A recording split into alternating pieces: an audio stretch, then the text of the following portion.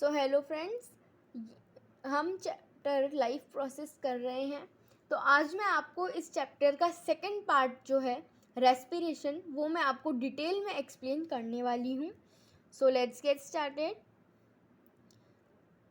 तो इस पार्ट में, इस रेस्पिरेशन के पार्ट में हम ये पढ़ेंगे कि एनारोबिक रेस्पिरेशन क्या होता है, एरोबिक रेस्पिरेशन क्या होता है, प्लांट्स में रेस्पिरेशन कैसे होता है, एंड एनिमल्स में कैसे रेस्पिरेशन होता है, और ह्यूमन में कैसे रेस्पिरेशन होता है। तो सबसे पहले हमें यहाँ पे बताया गया है कि जो हमने पहले न्यूट्रिशन जो लिया था वो हमें एनर्जी प्रोवाइड करता है, जो कि हमारे बाकी की लाइफ प्रोसेस में हेल्प करता है। तो डाइवर्स हमारे पास बहुत सारे टाइप के ऑर्गेनिजम्स होते हैं, तो उन सभी में डिफरेंट टाइप से जो है रेस्पिरेशन होता है।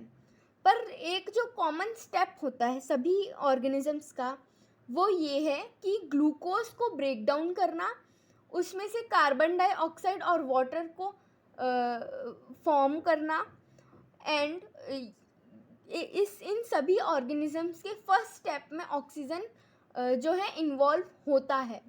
तो सबसे पहले फर्स्ट स्टेप में ब्रेक डाउन होता है ग्लूकोज। अब कार्बन जो है वो है एक सिक्स एटम्स का मॉलिक्यूल होता है, जो कि टूट करके 3 कार्बन मॉलिक्यूल्स में कन्वर्ट होता है, और इस 3 कार्बन मॉलिक्यूल को पाइरोवेट बोलते हैं। और ये प्रोसेस जो है ये हमारे साइटोप्लाज्म में होता है। तो अब मैं ये लाइन जो है, ये पूरा जो मैंने हाईलाइट किया है उसमें यही लिखा है, और ये अब मैं आपको रीड करके बताने वाली हूँ। The food material taken in during the process of nutrition is used in cell to provide energy for various life process. Diverse organisms do this in different ways. Some use oxygen to break down glucose completely into carbon dioxide and water. Some use other pathways that do not involve oxygen. In all cases, the first step is the breakdown of glucose, a 6 carbon molecule, into a 3 carbon molecule called pyruvate.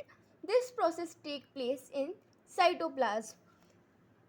तो cytoplasm में जो है वो पाइरोवेट form हो गया है। अब आगे क्या होगा वो हम पढ़ेंगे। Further the pyruvate may be converted into ethanol and carbon dioxide. This process take place in yeast during fermentation.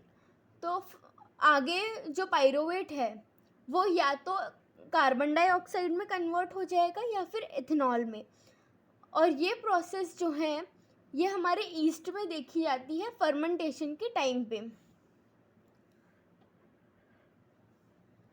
Since this process takes place in the absence of air, it is called anaerobic respiration. तो ये जो process थी, जो पाइरोवेट था, वो हमारा carbon dioxide और ethanol में कन्वर्ट हो गया। अब क्योंकि इसमें ऑक्सीजन यूज़ में नहीं आया, इसमें ऑक्सीजन नहीं था, तो ये एनाएरोबिक रेस्पिरेशन हो गया। Breakdown of pyruvate using oxygen take place in mitochondria. अब जो पाइरोवेट का ब्रेकडाउन है ऑक्सीजन के साथ में, वो जो है वो हमारे माइक्रोकॉन्ड्रिया में होता है। This process breaks up the 3 carbon pyruvate molecule to give 3 molecules of carbon dioxide. The other product is water. Since this process takes place in presence of oxygen या air, it is called aerobic respiration. The release of energy in this aerobic process is a lot greater than in the anaerobic process.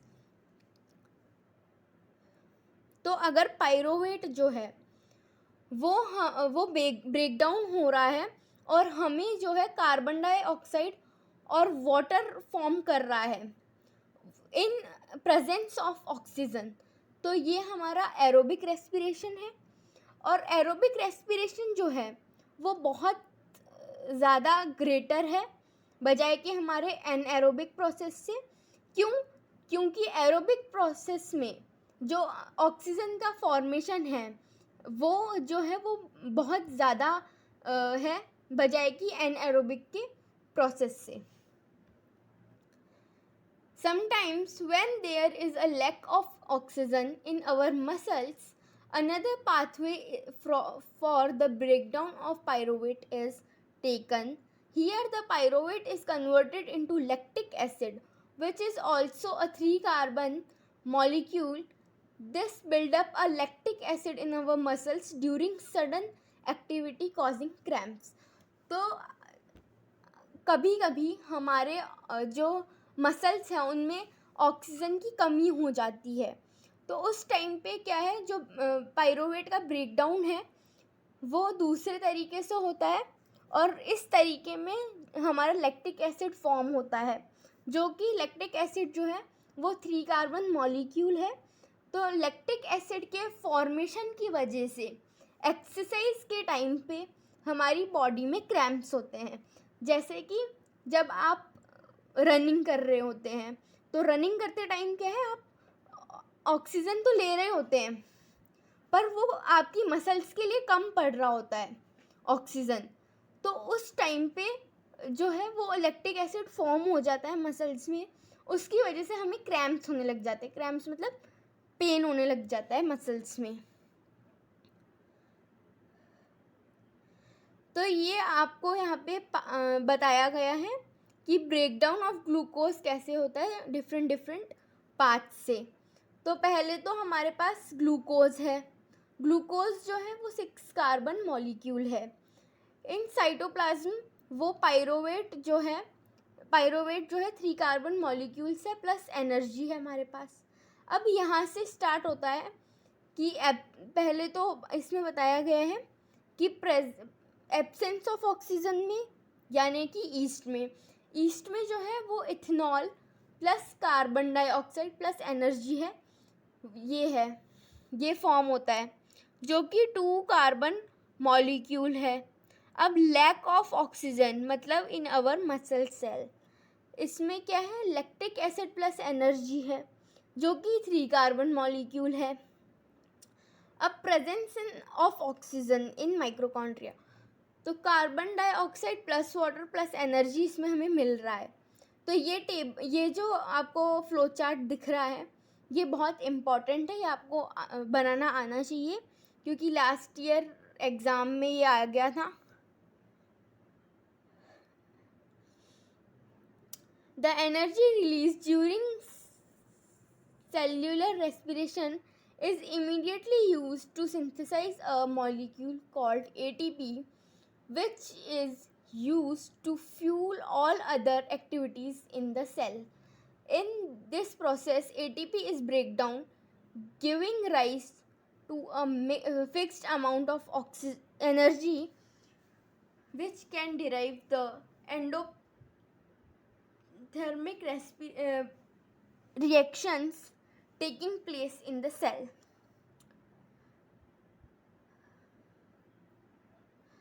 तो बच्चों जो energy है हमारे cellular respiration के time पे जो release हो रही है उससे हम सिंथेसाइज करते हैं और वो जो मॉलिक्यूल है उसे हम एटीपी कहते हैं।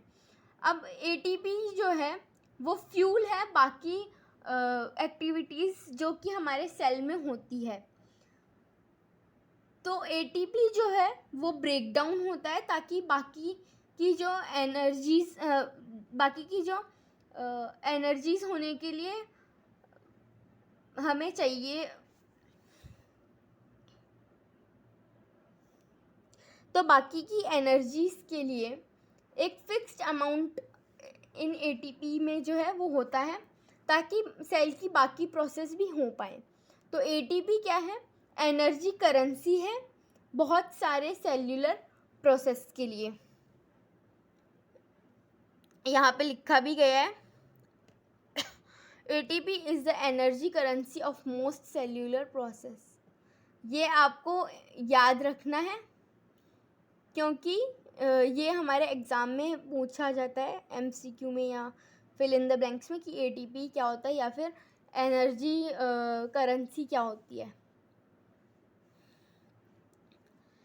Since the aerobic respiration pathway depends on oxygen, aerobic organisms need to ensure that there is sufficient intake of oxygen. We have seen that plants exchange gases through stomata, and the large intercellular space ensure that all cells are in contact with air.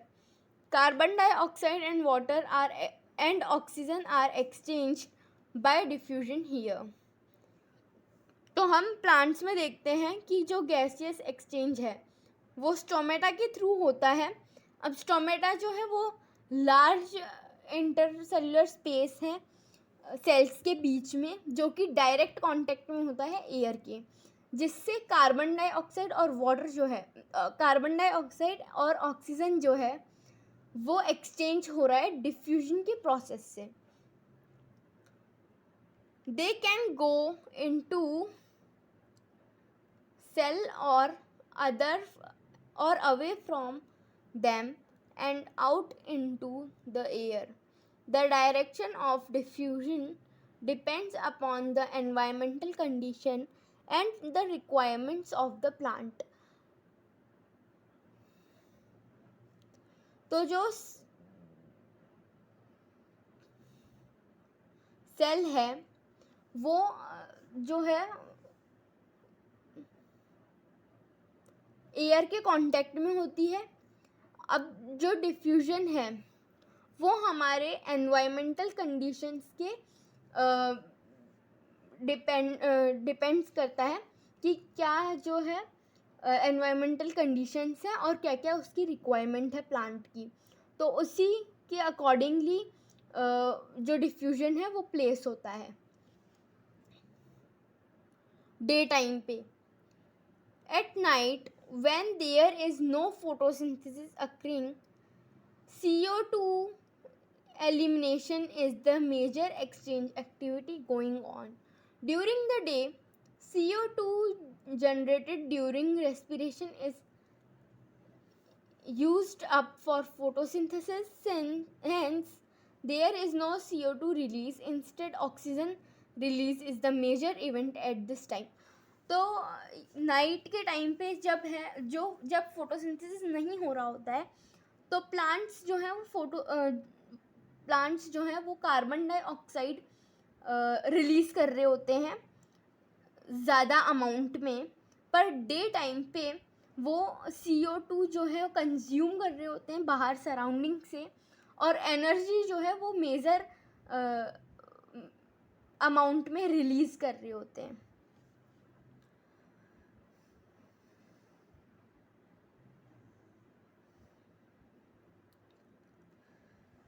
Animals have evolved different organs for the uptake of oxygen from the environment and for getting rid of the carbon products produced. So friends, यहाँ पे बोला गया है कि जो animals हैं उनके पास different organs होते हैं ऑक्सीजन को लेने के लिए और कार्बन डाइऑक्साइड जो को वापस रिलीज़ करने के लिए. तो यहाँ पे हमें एक तो वाटर एनिमल्स के बारे में बताया गया है और टेरेस्ट्रियल एनिमल्स के बारे में. तो टेरेस्ट्रियल एनिमल्स जो हैं वो ऑक्सीजन डायरेक्ट एटमॉस्फेयर से ले सकते हैं, पर जो वाटर के अंदर एनिमल्स हैं वो ऑक्सीजन वो लोग यूज़ करते हैं ऑक्सीजन जो कि पानी के अंदर डिज़ोल्व होती है. Since the amount of dissolved oxygen is fairly low compared to the amount of oxygen in the air, the rate of breathing in aquatic organism is much higher than that seen in terrestrial organisms. तो जो amount है oxygen का water के अंदर dissolved वो बहुत कम होता है। तो जो एक्वेटिक एनिमल्स हैं वो बहुत ज़्यादा फास्टली ब्रीथ करते हैं बजाय कि टेरेस्ट्रियल और एनिमल्स के। तो फिश जो है वो माउथ में फोर्स के साथ में वाटर को लेती है और गिल्स के थ्रू ऑक्सीजन को डिज़ोल्व डायरेक्टली अपने ब्लड में कर लेती है।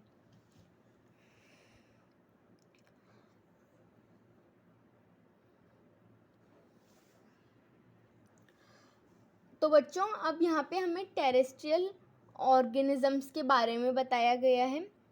तो टेरेस्ट्रियल ऑर्गेनिजम्स जो हैं वो एटमॉस्फेयर से ऑक्सीजन लेते हैं। तो ऑक्सीजन वो अपने डिफरेंट ऑर्गन से लेते हैं। तो डिफरेंट एनिमल्स जो हैं वो ऑक्सीजन को डिफरेंट ऑर्गन से लेते हैं।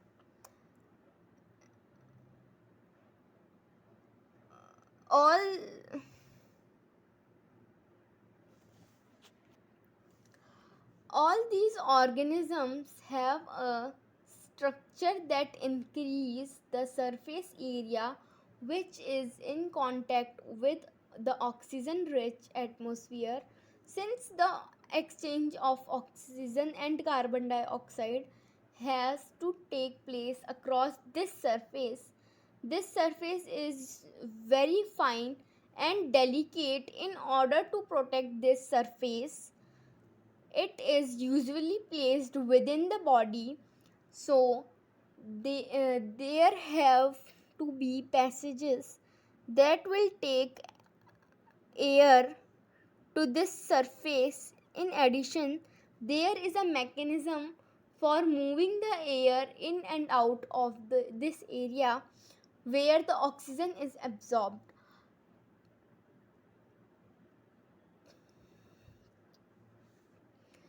तो फ्रेंड्स जो ऑर्गन्स हैं वो अपना सरफेस एरिया जो है इंक्रीज़ कर लेते हैं ताकि वो जो ऑक्सीजन है वो अच्छे से ले पाएँ।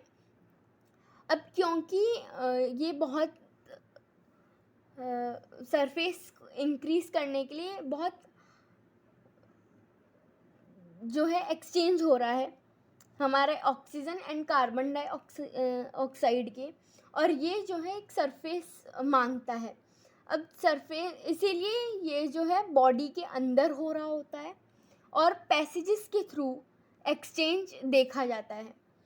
तो ये पूरा एक मैकेनिज़्म है जो कि एयर को अंदर और बाहर मूव करता है और ऑक्सीजन को एब्जॉर्ब करता है। तो फ्रेंड्स अब ह्यूमन बींग्स का रेस्पिरेशन प्रोसेस बताया गया है। यहाँ पे बताया गया है कि जो ह्यूमन बींग्स हैं वो एयर को अपनी बॉडी में नोस्ट्रिल्स के थ्रू लेते हैं। In human beings air is taken into the body through the nostrils. Nostrils जो हैं ये आपके नाक जो है वहाँ से लिया जाता है। The air passing through the nostrils is filtered by fine hairs that line the passage.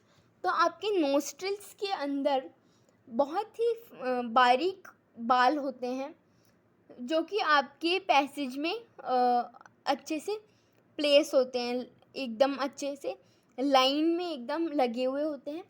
क्योंकि ताकि आपके नोज़ में जब आप एयर ऑक्सीजन ले रहे हैं तो साथ में डस्ट जो है वो ना जाए।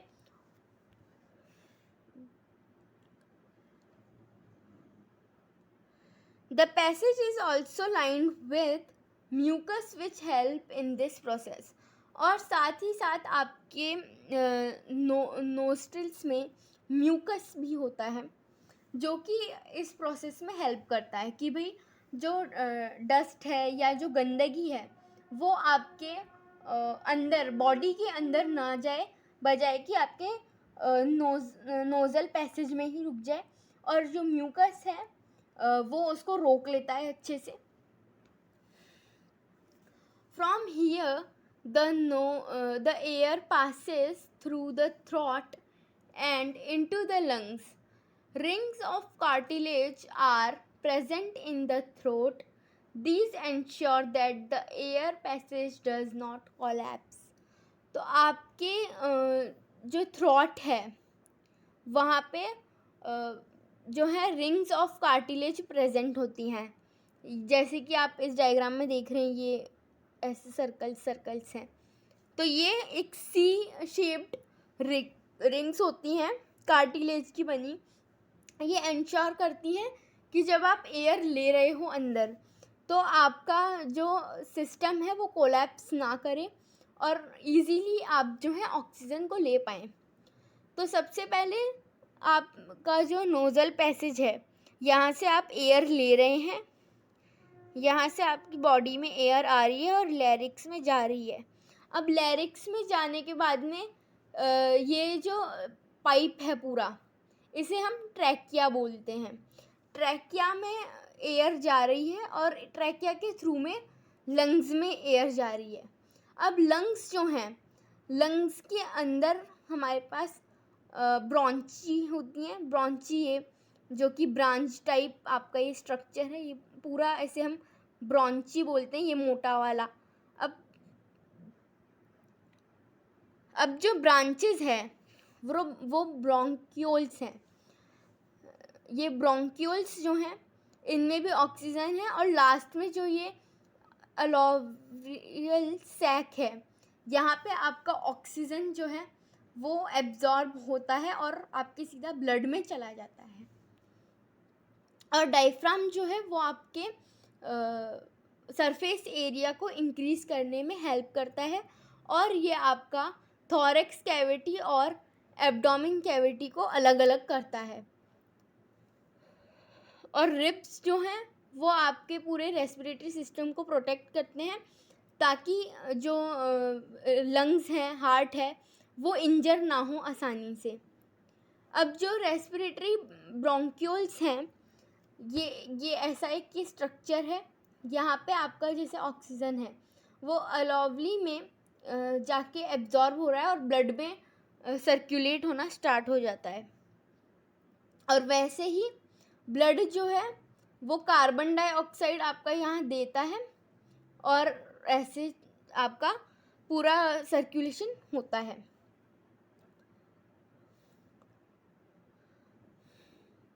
अब सर्कुलेशन जो होगा वो हम ट्रांसपोर्टेशन वाले पार्ट में पढ़ेंगे. अभी तो हम रेस्पिरेशन सिस्टम अच्छे से करेंगे.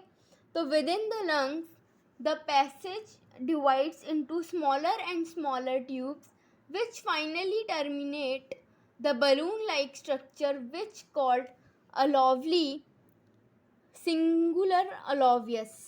The alveoli provide a surface where the exchange of gases take place. The wall of alveoli sustain a extensive network of blood vessels. As we have seen in earlier years, when we breathe in, we lift our ribs and flatten our diaphragm, and the chest cavity becomes larger as a result. Because of this, air is tugged into the lungs and filled the expanded alveoli. The blood brings carbon dioxide from the rest of the body for release into the alveoli, and the oxygen in the alveolar air is taken up by blood in the alveolar blood vessels to be transported to all the cell in the body. During the breathing cycle, when air is taken in and let out, the lungs always contain a residual volume of air so that there is sufficient time for oxygen to be absorbed and for the carbon dioxide to be released. तो बच्चों हमारा lungs जो है वो एक residual volume of air को hold करके रखता है जब तक हमारा ऑक्सीजन जो है अच्छे से एब्जॉर्ब ना हो जाए और कार्बन डाइऑक्साइड जो है वो रिलीज ना हो जाए.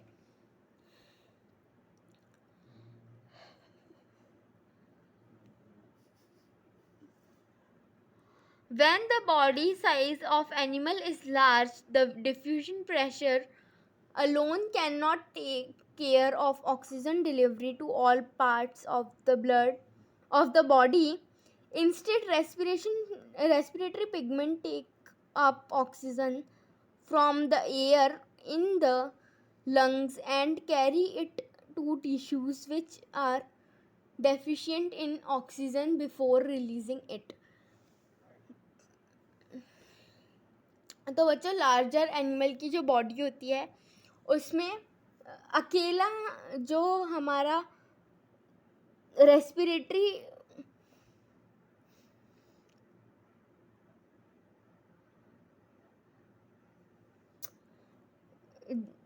सिर्फ डिफ्यूजन का प्रेशर जो है वो नहीं देख पाता कि जो ऑक्सीजन है वो सभी पार्ट्स में बॉडी के पार्ट्स में डिलीवर हो रहा है.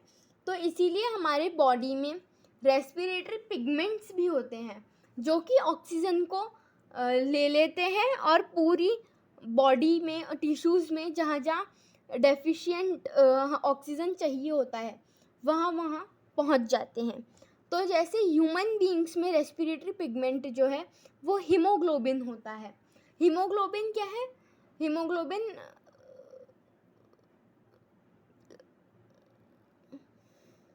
के पास में बहुत ज़्यादा एफिशिएंसी होती है ऑक्सीजन की और ये पिगमेंट जो है वो रेड ब्लड कॉर्पस में प्रेजेंट होता है.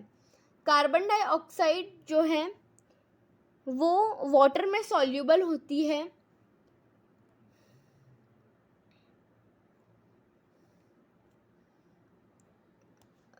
ऑक्सीजन से ज़्यादा. इसीलिए